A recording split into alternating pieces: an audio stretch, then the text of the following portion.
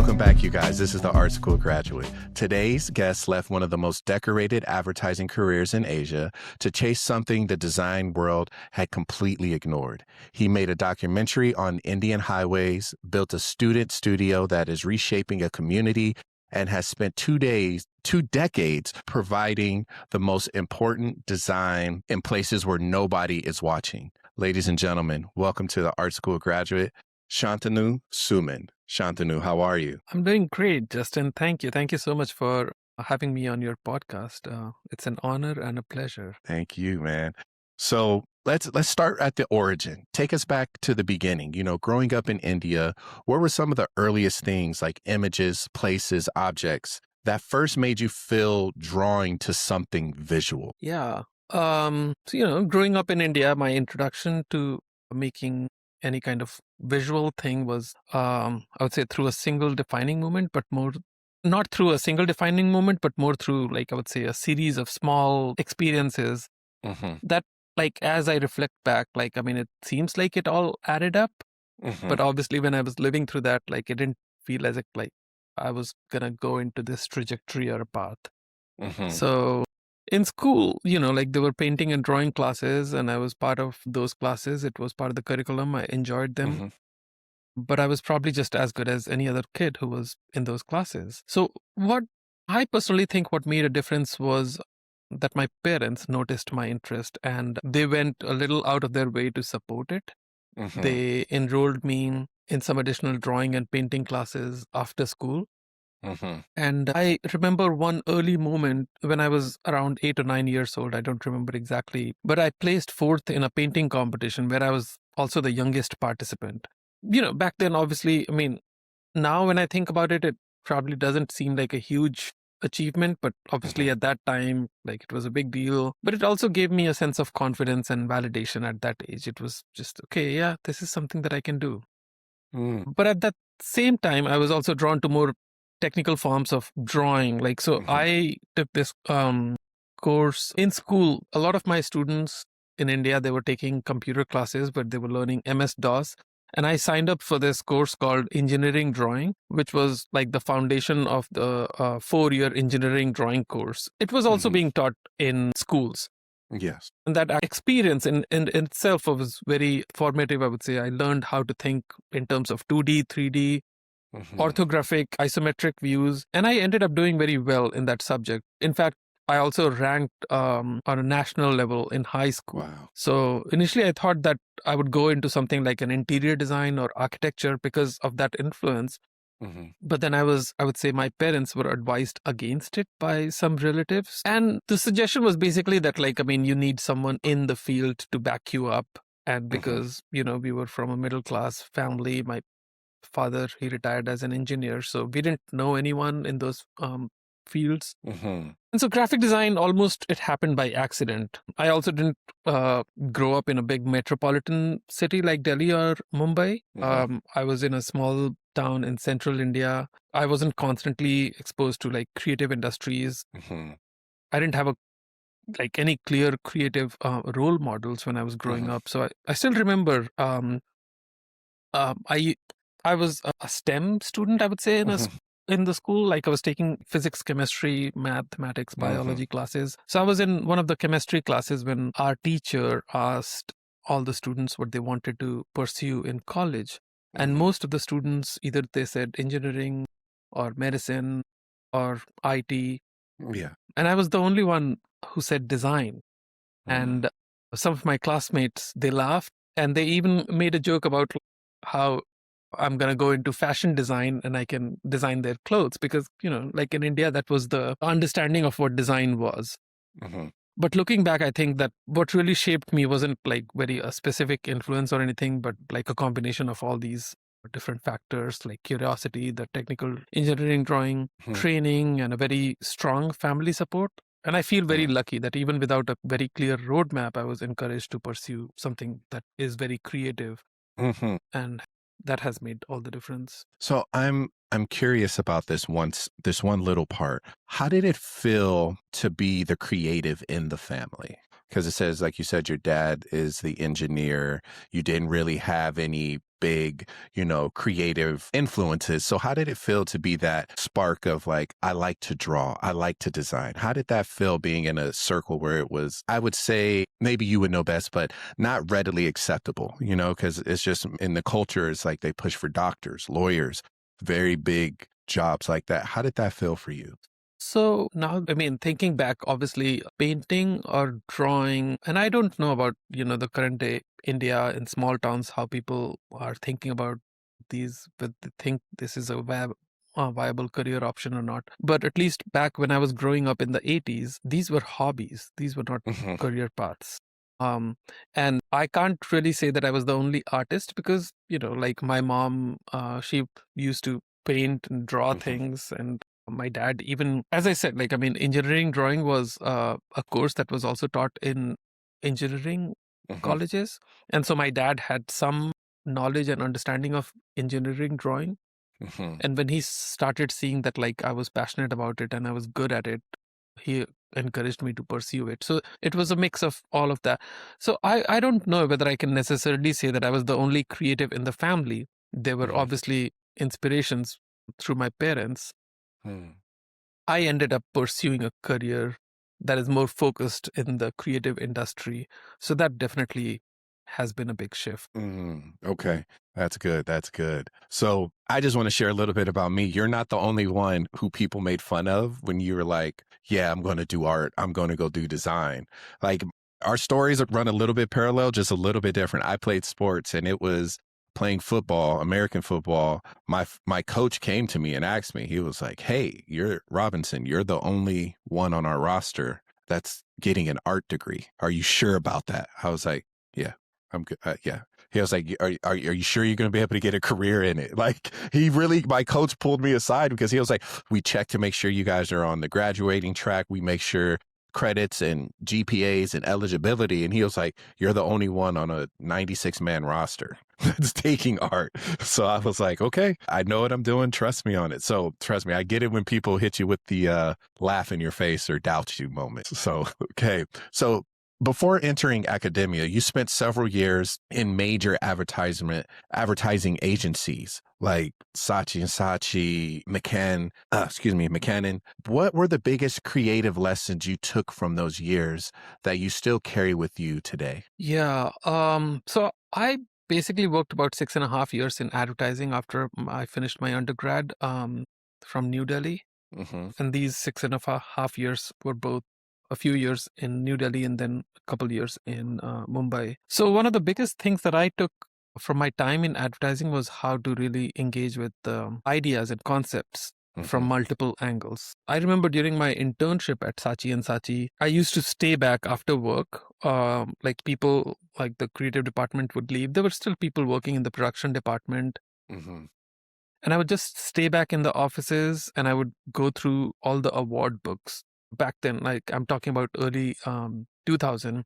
Obviously, we had internet, but we didn't have the websites that we have today. So most of our inspiration All came from books. browsing those books. And I was focusing mostly on visual ads. And it's just because I was a graphic designer, a visual person. So I was looking for visual inspirations. But then one of my copy supervisors, she noticed that.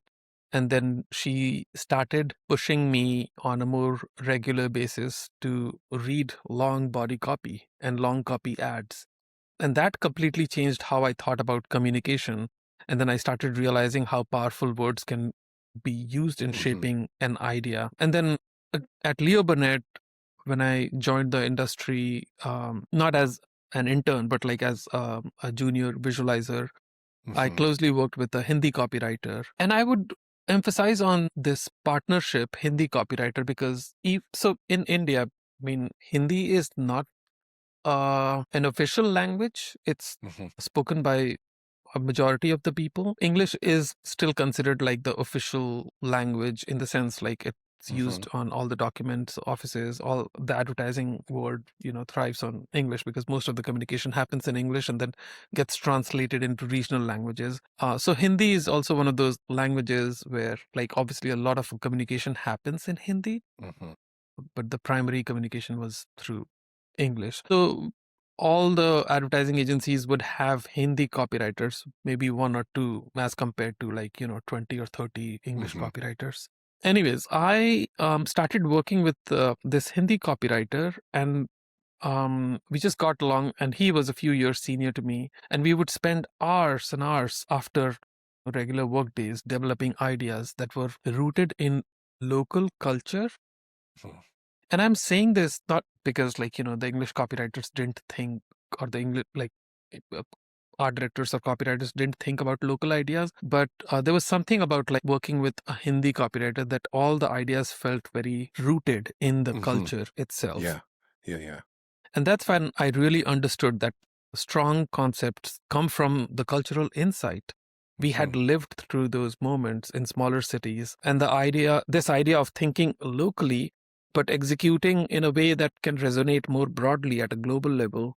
That's Hmm. how I thought about that. We used to use this phrase, think local, execute global. So that, Hmm. like reading body copy, the think local, and then another important lesson that came during my first time at another agency, Everest YNR. That's where I worked with two of my seniors, Arnab Chatterjee and Kapil Dhawan, and they taught me the value of collaboration. So I was paired with a copywriter, and this was probably the first time I was officially paired with a copywriter, and I formed a Hmm. team.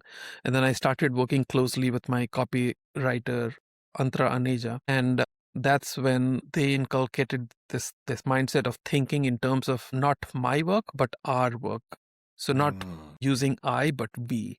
Anytime we were going for client meetings, the brief was very simple. The client shouldn't be able to tell who's the copywriter or art director in the team. Both your responsibilities are same. So that's when I learned about teamwork. And then across all the agency that I worked, whether it was Ogilvy, McCann, Publicis, there was one core principle that stayed with me, that the idea or the concept always comes first. Hmm. Execution evolved with time. I still Hmm. talk to my students and I tell them that concept is what lasts longest. Any kind of execution or a style is trendy. It might be trendy today, might not be trendy tomorrow. It's like fashion, it can change, it has a shelf life. Yep. But the concept is stronger and has more longevity. So overall, Mm. basically those years, they really taught me to value ideas, think about collaboration, Hmm. and then ground my work both in language and culture. Wow. I'm glad you got to get that information early, because some of us, we don't get it till later on. And it's kind of I would say a growth process when it comes to these steps, because it's like you've been taught one way, but you're also learning how to visually communicate across all platforms to every culture, race, and creed. So that collaboration is huge. And I'm glad you got that early.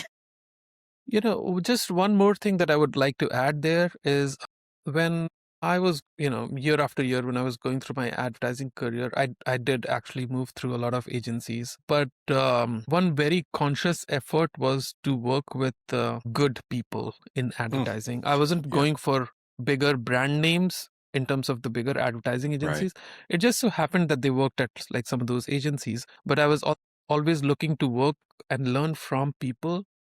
And when you work with people who are very their professionalism is so strong, you always pick up on things from all Hmm. the different teams. Yeah, that's 1000% I would agree with you, because there's good and bad, and it's kind of like when you're in these places you have to sift through it, because you're going to get, it's just like when I have critiques with my students. I'm like, you're going to hear from everyone.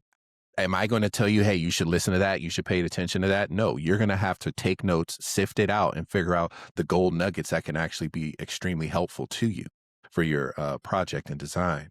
That's amazing, man. So let's talk about your education part. This one part for a second. So you, in 2010, you moved to the United States to pursue your MFA at the University of Florida. What motivated that leap, and how did studying design in a completely different cultural context reshape your perspective on the work? Yeah.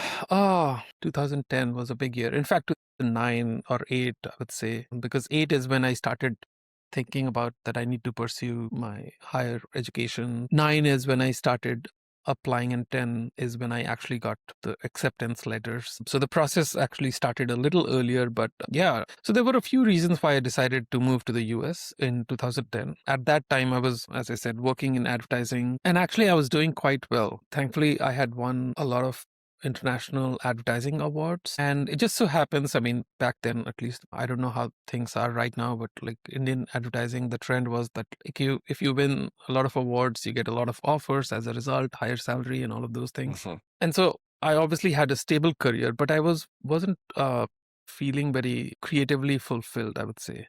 Mhm. The work had started to feel a bit repetitive. I had been in advertising for about 6 years at that point of time. And I Mhm. didn't want to, I wasn't into making television commercials. That was a big aspect of like working in advertising. Mhm. Liked print campaigns or outdoor campaigns, but even that, like working with a lot of corporate clients, there was a lot of repetition. I Mhm. didn't want to keep doing it. And I had started questioning what next or what is the larger purpose of Yeah. what I was doing. So I think I was really looking for a reset. So pursuing an MFA felt like the right step. And actually, it wasn't even my idea. One of my senior colleagues, she had suggested that I Mhm. should look into pursuing an MFA, and that's what I did. So it was also a risk to, Yeah. like I had the opportunity to rethink my relationship with design because at that time there were very limited opportunities for advanced design education in India.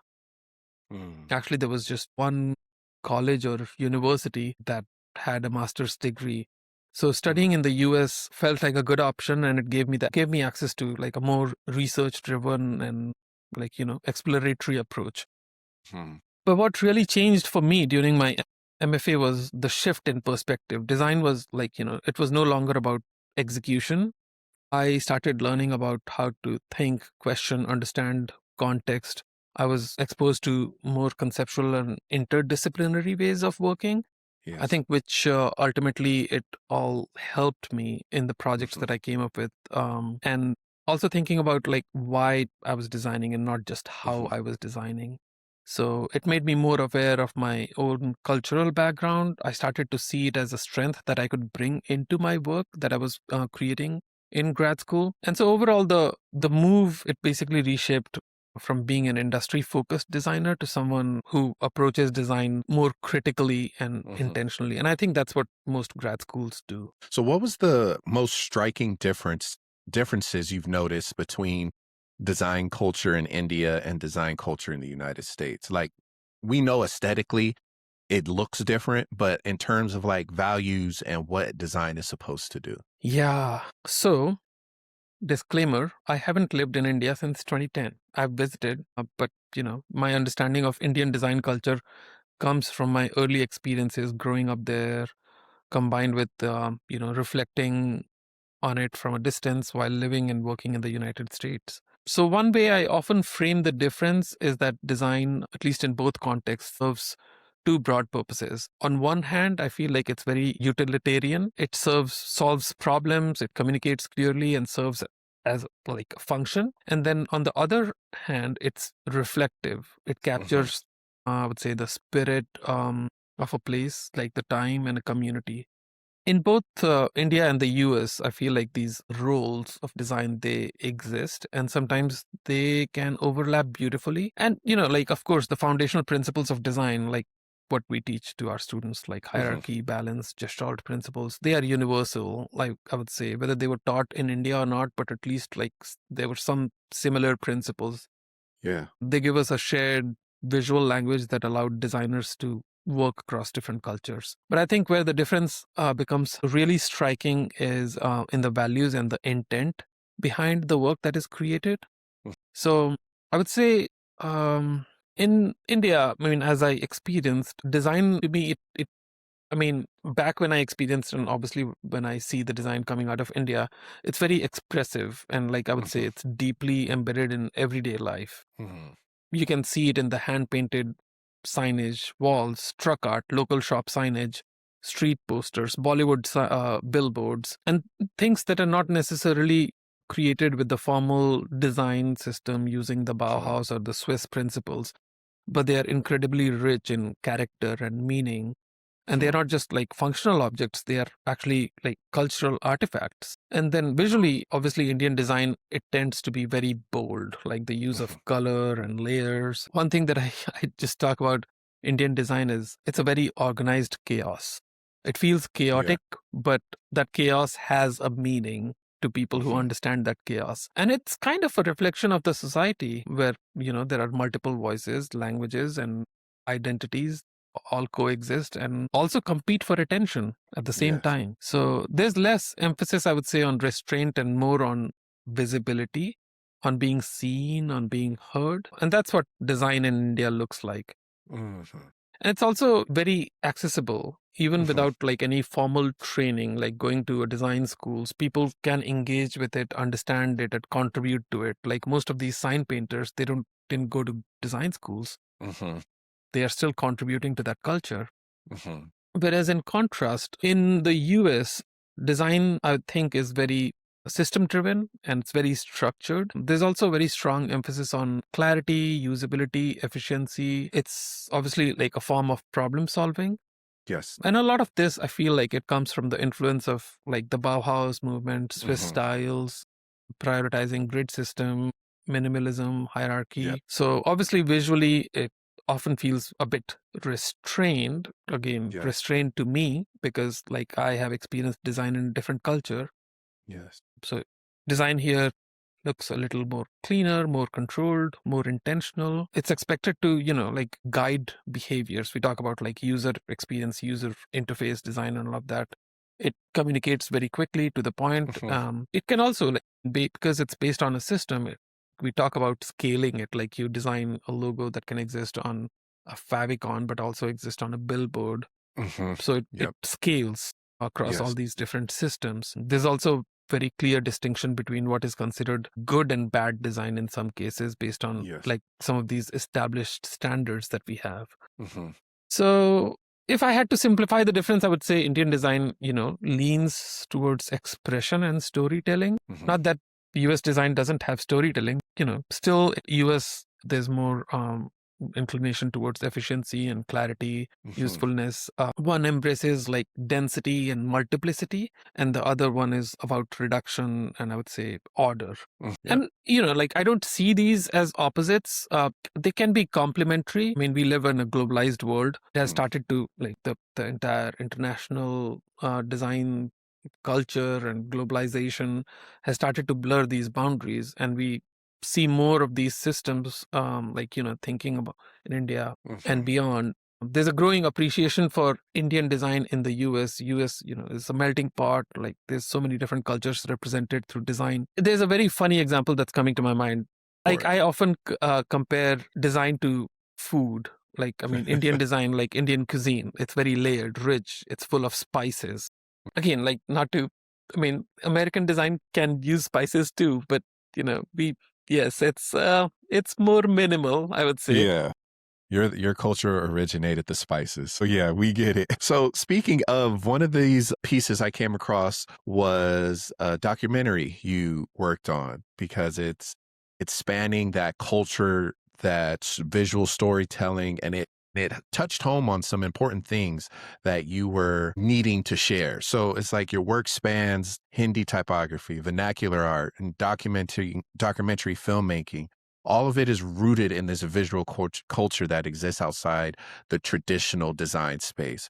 So, talk to us about that world and how you came up with the horn please. How did that come out of that? I'll have to, well, not that any of my responses have been short, but I'll have to talk. I'll take some time explaining the Yeah. background of Yes, this, yes, I yes. feel. Yes, yes, yes. Because it's, like back when I worked on Horn Please, I feel like the concept or like at least the origin of it was very clear in my mind. But over the years, because I've lived with this project for so many years and it has evolved, I feel now I can connect all the dots. So when I was doing my research, like I realized, okay, well, in 1984, there was a sociological report written about the state of French culture called Distinction. It was a social critique of the judgment of taste. So, in that report, the author and sociologist Pierre Bourdieu, I think if I'm pronouncing his name correct, he writes taste classifies and it classifies the classifier. So, I Hmm. mean, when you hear that sentence, it sounds a little complicated, but the idea behind it is actually very simple. When we Hmm. say that something has good taste, whether it's art, fashion, music, or graphic design, I mean, we usually think we are making a neutral judgment. Hmm. We think that we are recognizing quality, but Bourdieu, he argues that taste is actually not neutral. What Hmm. we consider good design is shaped by our upbringing, our education, our exposure, and all the institutions surrounding us. Hmm. In other words, it reflects class and the Hmm. social class. So, if museums, design schools, and major brands, they start consistently promoting minimalist European typography as the standard Yeah. for professionalism, then we begin to believe that this is simply what good design should look like. Yeah. But that standard, it doesn't appear naturally. I mean, it was shaped by people, cultures, institutions that had authority, that had the power. And so when we describe something as refined and elegant or like professional, we unknowingly we reinforce like these invisible hierarchies, elevating some of this visual language while on the same hand also dismissing um, others Hmm. as folk, ethnic, or kitsch. And then this was just to provide like the background, like context of like where I'm going. So Yes. in 2011, I was in grad school. I started in 2010, 11. It was a 3-year program. In 2011, during my first year in grad school, I decided to learn more about my own culture. Hmm. I was very fascinated by Indian truck art. Hmm. Even before I came to the US, it's very vivid, it's handmade, it's very intricate, it's very ornate, and it covers the commercial trucks across the India. Every state might have a different looking truck art, like there could be some differences. And these trucks are not just, like used for transporting goods. These are nothing like the trucks in US. Like the Hmm. US trucks take a lot of pride in chrome finished look.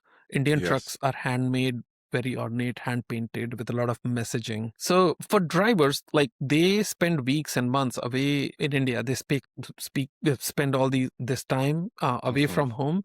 And so in turn, the truck in itself becomes a home away from home.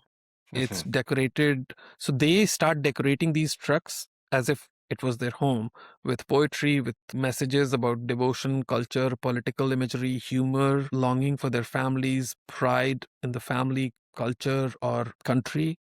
Yeah.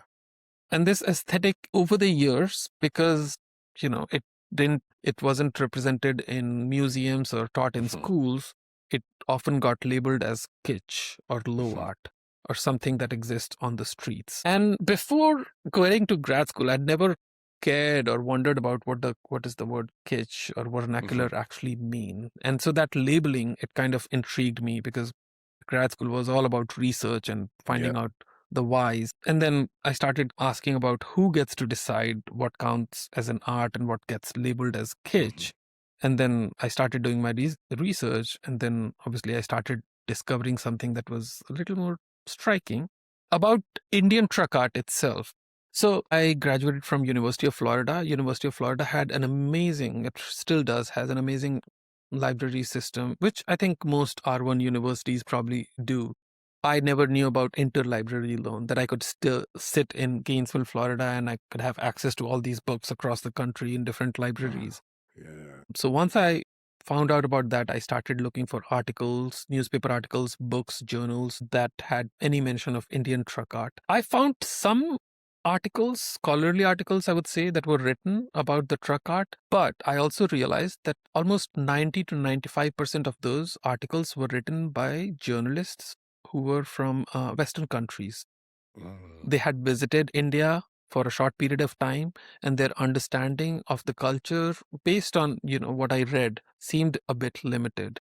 And then the second thing that I found was like most of these articles were focusing on Pakistani truck art, which India and Pakistan were the same country before 1947. But obviously, Pakistan, like because Pakistani truck art had been represented, I think in 2002 in Smithsonian. And so there were a lot of articles, journalists going back to Pakistan and researching. And so there were a lot more articles about Pakistan and very Yes. little documentation about the Indian truck arts. Yes. So in 2012, I decided to go back to India, worked with a couple of friends, my friends from advertising. And then we traveled across 6 different cities in India. We interviewed a lot of people, I would say about like anywhere between 40 to 45 people. Wow. And the range of these people included painters, drivers, historians, designers, photographers, business owners, porters, and we documented this visual culture like firsthand.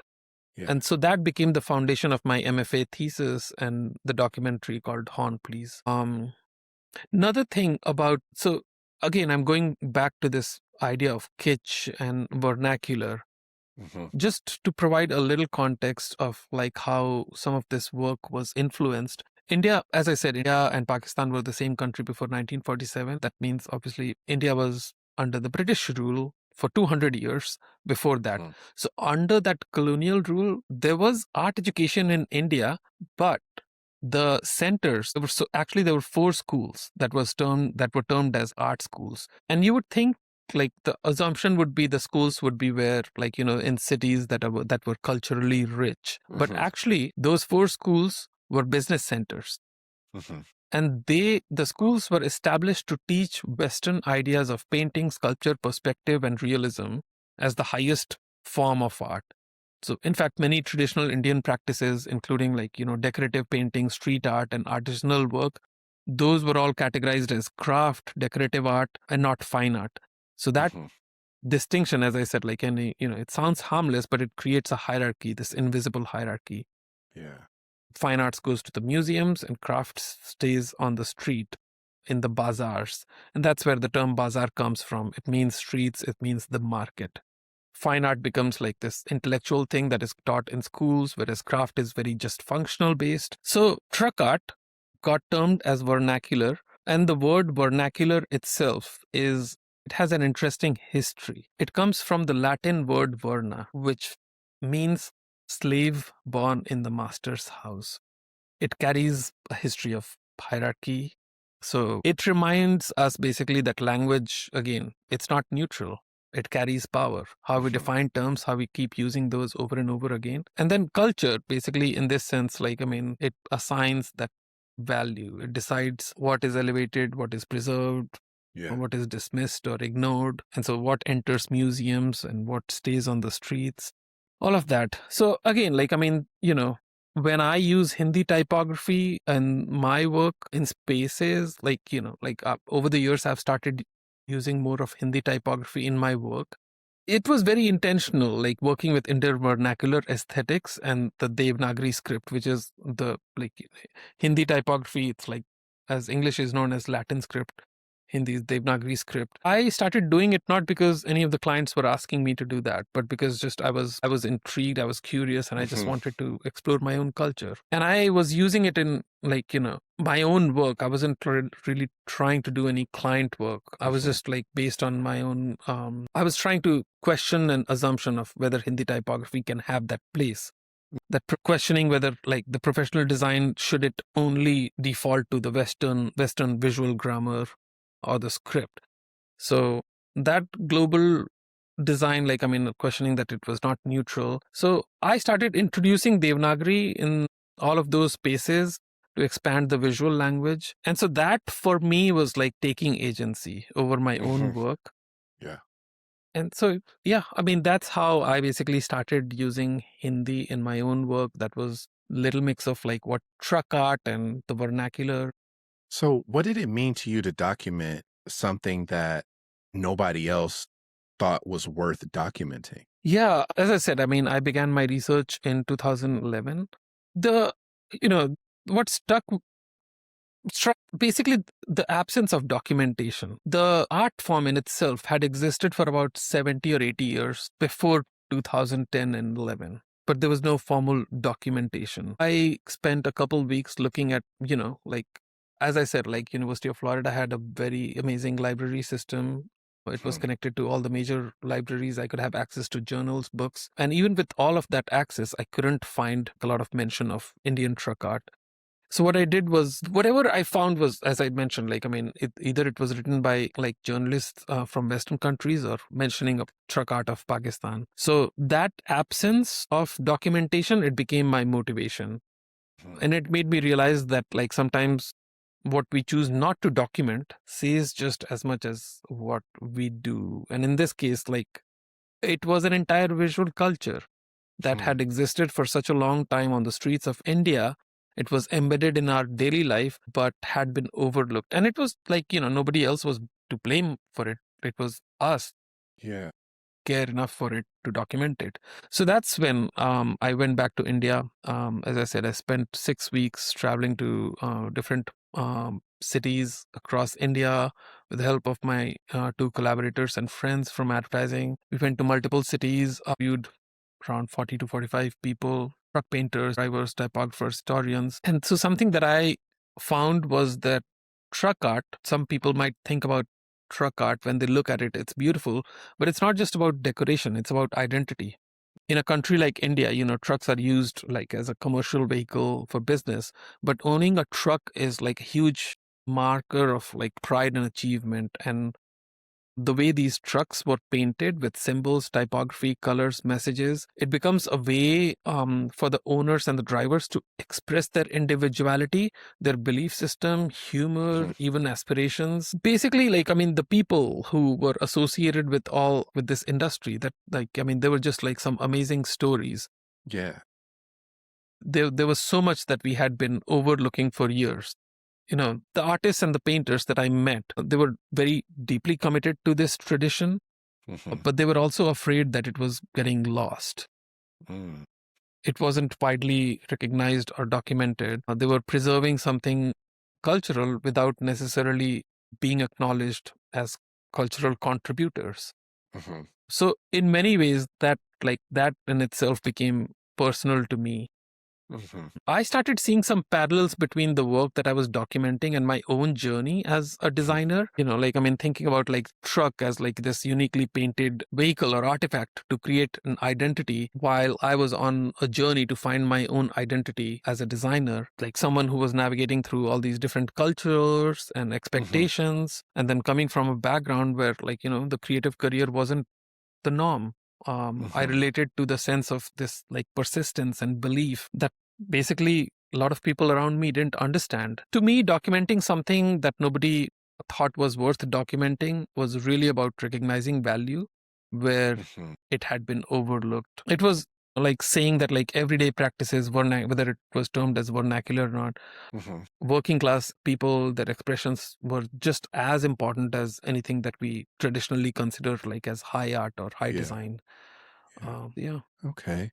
Thank you for explaining that. That was when I first encountered it, when I was researching you, I looked it up. I was like, this is beautiful. They're so, and for them to be hand drawn because everything gets taken out of the craft and goes more digital. You know what I mean? Like everything either is a stencil, a vinyl print, or something. And these men sit there and hand paint these very beautiful, ornate pieces that are like masterpieces almost. Like they should themselves, I know they stay in the family, but a lot of them, I feel like they should possibly be in a museum because they each tell a specific story, like the left panel, the right panel, the back panel, the front bumper grill, the doors even, they all tell a story, which is like very beautiful. And I think you executed it, man. I want to give you props for that. It's a beautiful way you shaped it, told that story. Thank you. Yeah. Appreciate it. I would again emphasize that it wasn't just my work, it was a collective team effort. There were a lot of people. I mean, yeah, it started with me, but a project like that, I don't know if it can be done by one person. So yeah, clearly it was a team effort. Yes. So let's talk a little bit about your professional practice. So you co-founded Open Door Design Studios, and you have worked with clients ranging from Kohler to Wired Magazine to Yes. Wing Luke Museum.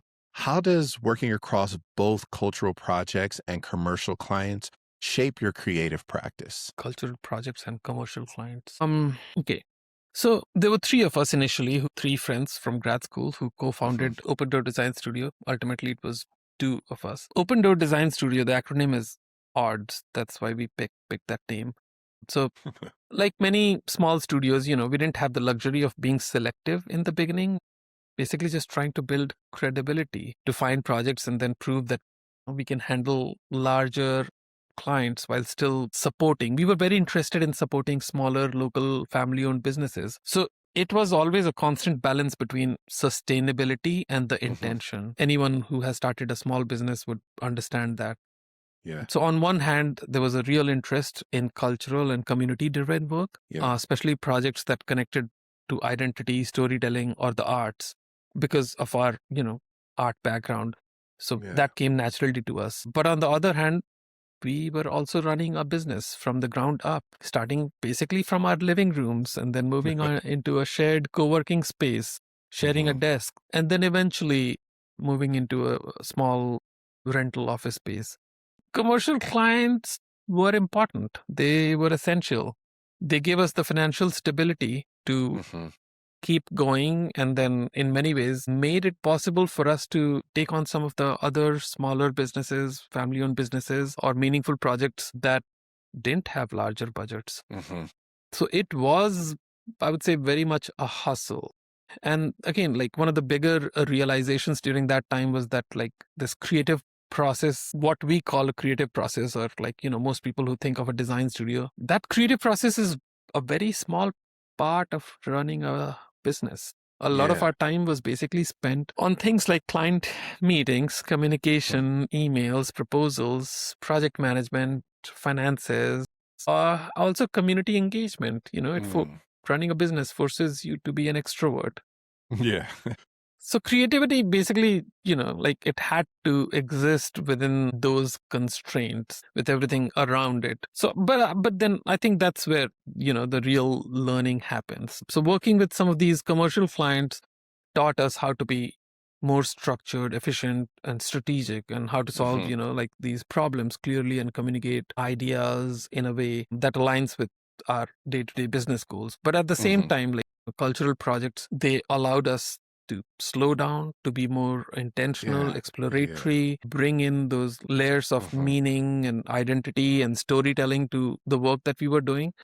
And over time, instead of like, seeing these things as like two separate worlds, we managed to merge them or combine them on some of those projects. So yeah, the discipline and the clarity from the commercial work was obviously like it strengthened some of the cultural projects, and the depth and like the sensitivity that we were learning from the cultural work, that also helped bring meaning to some of our commercial projects.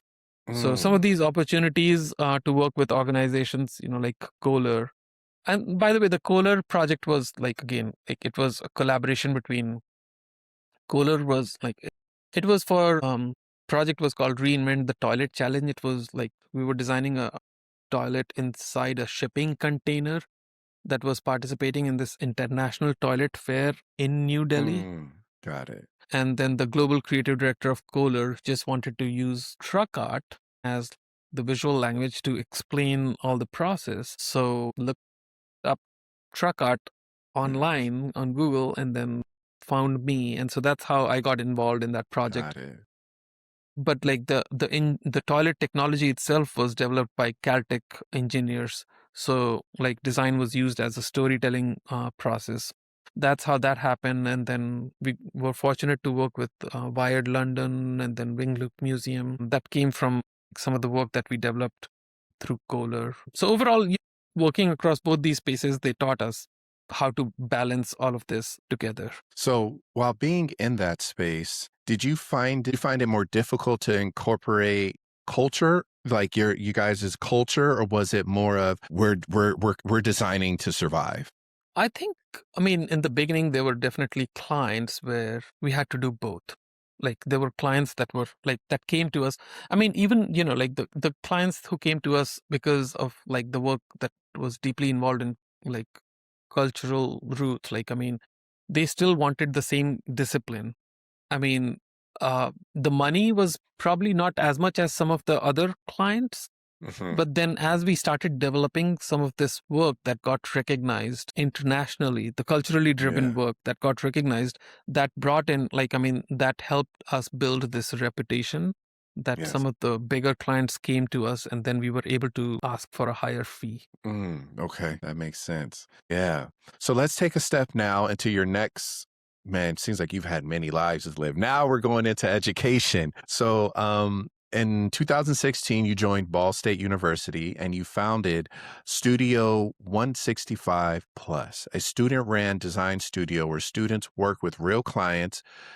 And you built this with intention. Students apply, only a few are chosen, and they commit 165 plus minutes a week. Why structure it with that kind of friction? And I know we had a conversation before where we were speaking to the friction, but it's just, students are actively looking to build a portfolio. They're actively looking for work, especially a design student, because we know what the market looks like. So why did you structure it with that kind of friction for them? Yeah, and I'm glad that you explained what 165 actually means. For folks listening, they didn't get it. Like I would explain it again. It basically is like we meet on Mondays and Wednesdays, 2 days a week, and the class starts at 4 p.m. and ends at 6:45. So it's actually 165 minutes. And so 165 minutes plus, because there's always more work that needs to be done beyond that class Yep. time. So when I started Studio 165 Plus, the goal was to make it, but the goal, honestly, okay, it wasn't to make it exclusively for the sake of being exclusive. It was to create this environment, a structure that reflects the reality of basically our professional design industry or creative Yeah. industry, I would say. Yeah. So the idea itself isn't entirely new. There are many programs across the country that have student-run design studios, but our intention was to bring a certain level of like rigor and accountability into this academic environment, which Yes. again, I would say that it's not new. Several other Mhm. programs also try to do that and are doing it. So the word friction here, I would say, was a bit intentional. Students had to apply just like they would apply for a job or an internship. One student can get into the program for up to 3 times. Wow.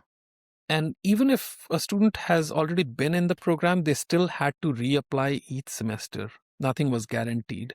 Mhm. The process helped them understand that opportunities, like are earned, they are not guaranteed. Mhm. And that like they have to show consistency and that like their growth matters.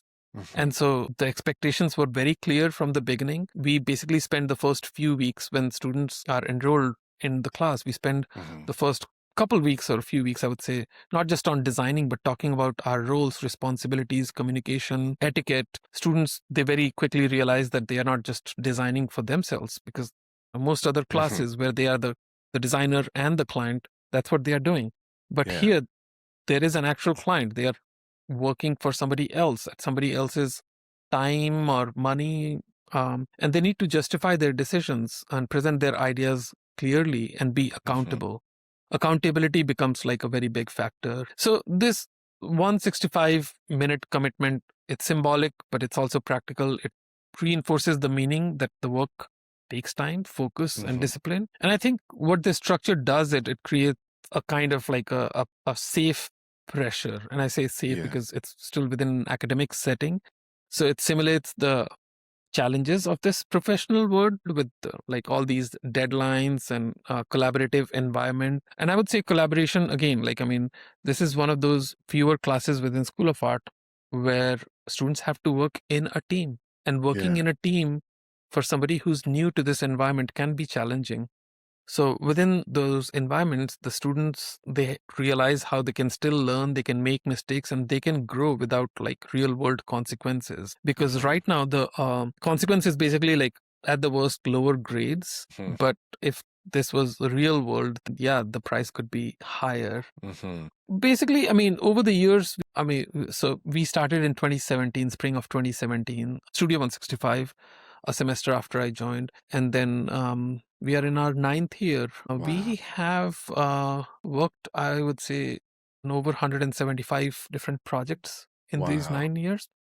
That's Yeah, amazing. we have done a lot of work, and we have worked with a lot of community partners. And one Mhm. of the most rewarding things that like I get to hear that the experience, like they of like the experiences compared to the actual real internships in the, like when our students graduate, they are alumni.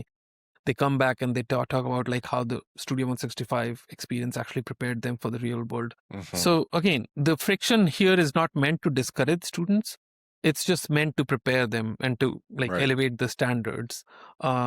Okay, just because becoming a designer, it's like it's not just about creativity. As I said, like I mean, in my own professional practice, there was a lot that goes on with the creative work. It's about like Yeah. commitment, responsibility, ability to navigate all these real world Yeah. complex situations. That's what Studio 165 does for them. That's amazing.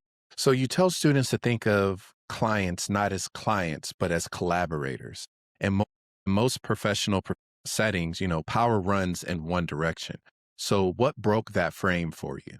As I was saying earlier, like, I mean, we are in academia, it feels like a safer environment. But, it's true that, like, many professional settings, especially in traditional agency model or advertising industry, it can feel like power runs in one direction. The client defines the problem, the designer is expected to execute. But, over time, I've also been fortunate to work with clients who didn't see that way. Who approached the relationship more as a partnership. And those experiences, I would say, really shifted my perspective.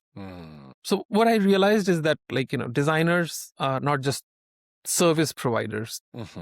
We are obviously experts. We are bringing a very special kind of expertise into the room. And just like any other profession, whether it's like, like acting as a consultant or a strategist or an architect, designers should be part of shaping the conversation, not just responding to a need.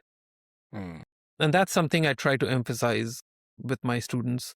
I want them to see themselves not just as students completing an assignment, but as emerging professionals who are part of a team. They are contributing through their knowledge, asking questions, helping define the direction of the project. Yes. Yeah. So we try to basically create this mindset through practice. Students work with, community partners. They are engaged in this process that starts with listening, understanding what challenges the organization is facing, doing the research, bringing in their own design perspective, and then working with the community partner to develop these solutions. But again, I recognize that like this is somewhat a bit idealistic compared to certain industry realities. Right. But as I said, within this academic environment, it gives us this unique opportunity and a safer environment where we are not driven by financial pressure in the same way. So we can prioritize process, dialogue, and on this mutual respect. So yeah, that's why I think it's important for the students to enter the profession. When they enter, they understand that they will encounter all different kinds of dynamics. So yeah, I believe that this collaborative nature, it creates a two-way exchange of knowledge. So, being that you've mentored so many young designers through these 9 years of the Studio 165, what are some moments that stay with you as an educator, like the ones that you still think about today? That's a good question. So it's a difficult one, like I mean, I'm still teaching Studio 165. Feels like those moments are constantly evolving. Okay.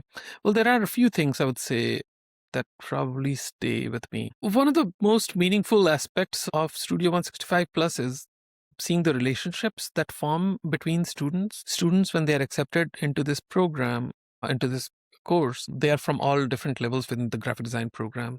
Sophomore, junior, and senior. Once they are in the program, they can apply and they can be accepted. And I intentionally try to create like a balance of like all those three levels. It's also one of the few courses where students, they get to collaborate, work in a team at a multi-level environment. So over time, these working relationships grow into friendships, mentorships, and they continue beyond graduation. So Yes. as an educator, for me to see these kinds of like this community building and forming, that is incredibly rewarding because I mean, I am able to, like I have the front row seat Yeah. of like seeing how this relationship blossoms. Yeah, there's another thing that stands out is how the program itself has grown within the community. And as I said, like, I mean, we work with community partners and like I truly believe in this community engagement. opportunity. In the early years when we started Studio 165, or I started Studio 165, I had to reach out to local organizations and ask if they had any projects for our students. So there was some effort in building this trust and awareness, but over time it has shifted a lot.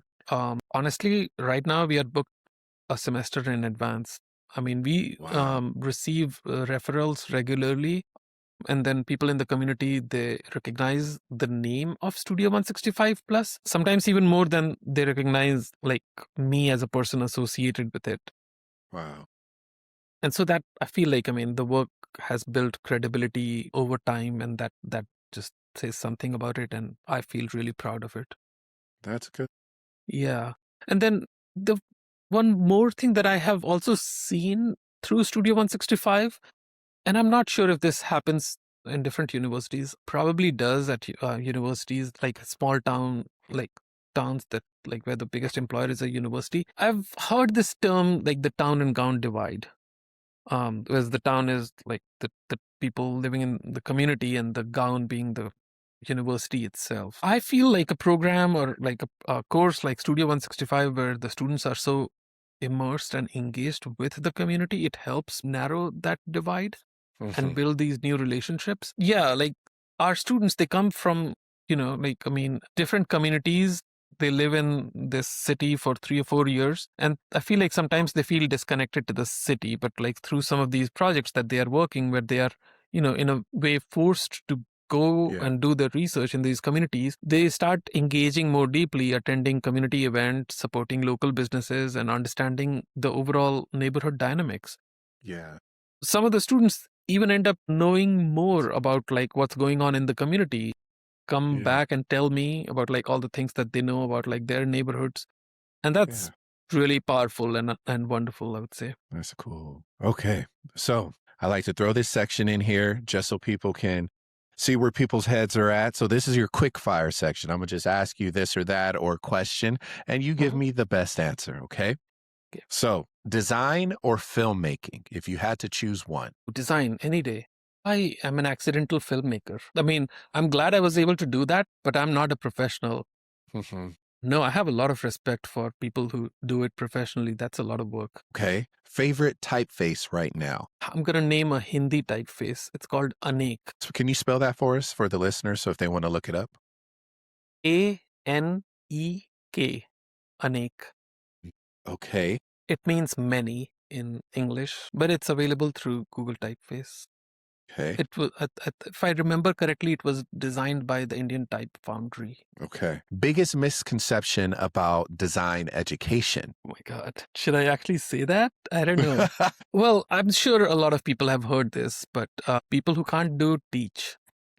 It's, Yeah. I am a very active graphic designer. I stay busy. And I think that's what helps me teach design. There's obviously so much design that can be learned through books, like, the basic rules and history and things like that, the basic principles. But what makes us all individual designers is like those experiences working in the field and learning how to break those rules, make it our Yeah. own. So that comes with practice. Okay. Let me ask you this one. Harder to getting a Canon's Lion or getting Studio 165 Plus off the ground? So the Cannes Lion, I would say, it's like sorry, it wasn't a quick fire. I took my own sweet time thinking about this. Good. Lion is like the Cannes Advertising Festival. There's a Cannes Film Festival, and there's like another version of that Mhm. is for advertising folks. I mean, I'm very proud of that award. Obviously, it was done in collaboration with my copy partner, but it sold, like, I mean, it was good for advertising when I did it. It was fine. Mhm. But like Studio 165 was challenging.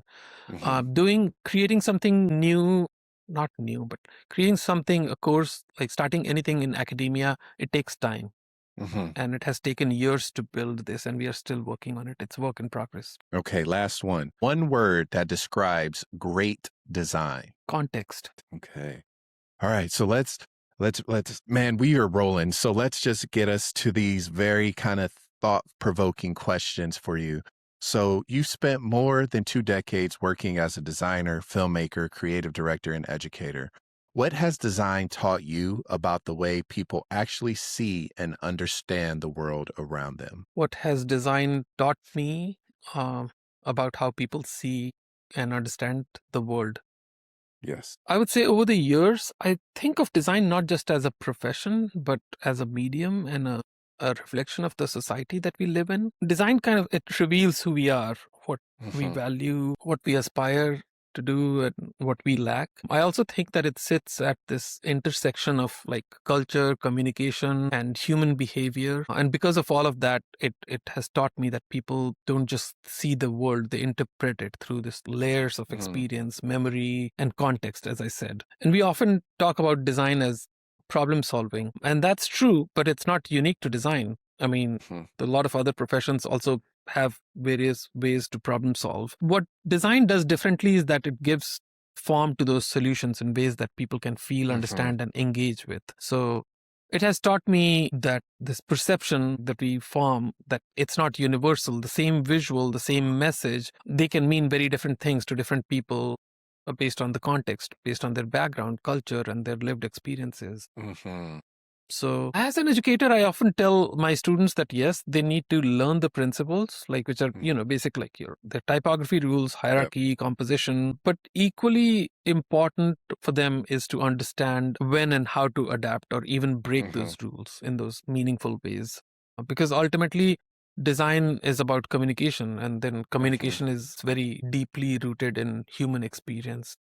Hey, so I'm curious about this one for yourself. What responsibilities do you think designers carry when they put that work into these spaces? The work is entering the world and it just lives there. So what do you think their responsibility designers carry? I don't know if there is a single definition of responsibilities. I feel like that applies to all the designers. I feel like on a more functional level, there are like some very clear responsibilities. Hmm. Like, I mean, if we had a brief, we have to understand the problem, the audience, the context, do the research, deliver something that communicates effectively. And so that's the baseline of any good design process. But beyond that, I think responsibility becomes very personal. Hmm. Design doesn't exist in isolation. It is in the public. Once it's out there, it can influence how people think, feel, behave, perceive. So designers, they are working within this larger system where there are clients, institutions, economies. And so Hmm. it's not always as simple as saying that they alone can shape all these different narratives. Yes. So I mean, what I believe is that designers, like most other people, have to make choices, and those choices are shaped by their values, their worldview, and their awareness. So for me, responsibility comes down to being conscious of those choices. So it's okay to do work for financial reasons. When we were running like a business like odds, that's what we did. But I think it's also important for designers to then ask themselves, do they really believe in what they are putting out in the world? Hmm. And if the answer is no, especially if the work could have a negative impact on people or Hmm. communities, then that's something worth pausing and then reflecting on. Because at the end of the day, you carry the work that you do. Yep.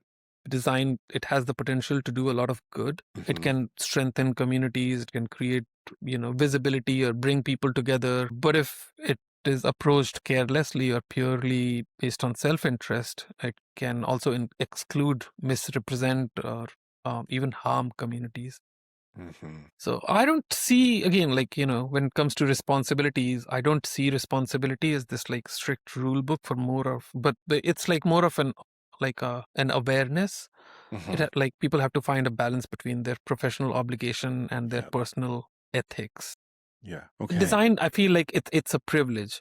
Yeah.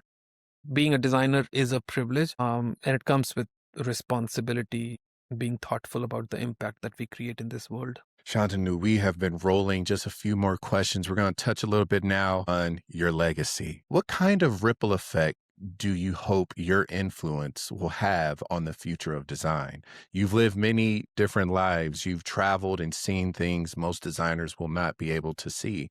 But you also are intentional about giving back with your students, with your Horn Please, forgive me, a documentary. So what do you What kind of effect do you hope your influence will have on the future of design? My influence. I don't know if I think of myself as someone who will have a, large, like defining influence on the future of design or the people. And honestly, I'm okay with it. I feel like I'm very grateful for every opportunity that I got along the way while, like, exploring my own creative journey and being in these different cities and countries and continents. I would say early in my career, when I was in advertising, one of my seniors, he advised me or he told me something that stayed with me. And I have heard it in, like, in America as well, people telling each other, or at least seniors telling their juniors, to be a sponge and to absorb everything. And I took that very seriously, like when I heard that in the beginning. I worked with different people in different agencies with different styles. Yeah.